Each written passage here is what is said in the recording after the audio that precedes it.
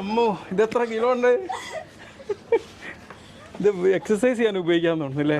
ഏതായാലും നല്ല കൊടും ചൂടുകാലാണല്ലോ ഇന്ന്. നമുക്ക് ഏറ്റവും വലിയ ചൂടത്ത് വലിയൊരു ആശ്വാസം. പിന്നെ നോമ്പ് കാലമോ അല്ലടാ അതാ. ഇവനൊക്കെ ഇത് വെച്ചിട്ടാണ് ജിമ്മ് ചെയ്യലെന്നാണ് കേട്ടാണ്.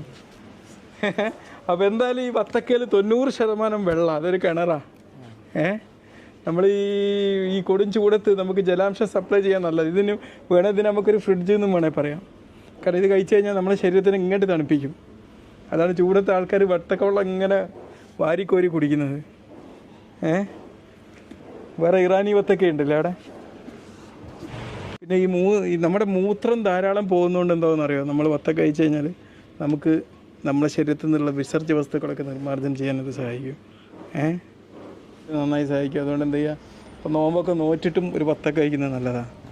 എന്നാൽ എന്താവും, നമ്മൾ കഴിച്ച ഭക്ഷണമൊക്കെ ഡൈജസ്റ്റ് ചെയ്യാൻ, ഇനി എന്താണെങ്കിലും ഏത് ഭക്ഷണം കഴിച്ചിട്ട് ഒരു വത്തക്ക കഴിച്ചാൽ അത് ഡൈജസ്റ്റ് ചെയ്യാൻ വളരെ ഹെൽപ്ഫുള്ളാണ്. പിന്നെ ബ്ലഡ് പ്രഷറുള്ള ആൾക്കാർക്ക് പൊട്ടാസ്യം അടങ്ങിയിട്ടുണ്ട് ഇതിനകത്ത്.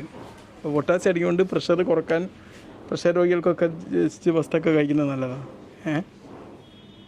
പിന്നെ ഇത് അത്യാവശ്യം വെയിറ്റ് ഉണ്ടെങ്കിലും ഇത് കഴിച്ച് കഴിഞ്ഞാൽ നമ്മുടെ ഭാരം കുറക്കാൻ വളരെ സഹായകരം. അപ്പോൾ നമ്മുടെ ഭാരം കുറക്കാൻ നല്ലതാണ്. കാരണം എന്തുകൊണ്ടാണ് ഇതിൽ കലോറി നന്നായിട്ട് കുറവാണ്. പിന്നെ നമ്മുടെ ശരീരത്തിൻ്റെ സൗന്ദര്യം നിലനിർത്താൻ നല്ലതാണ്.